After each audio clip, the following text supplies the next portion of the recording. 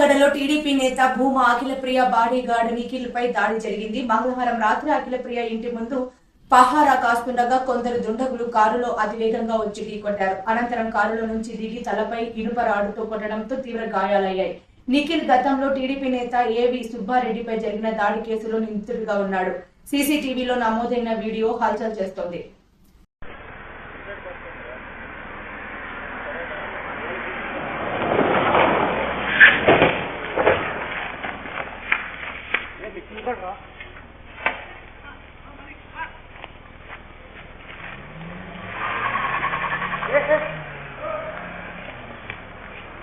लिखिल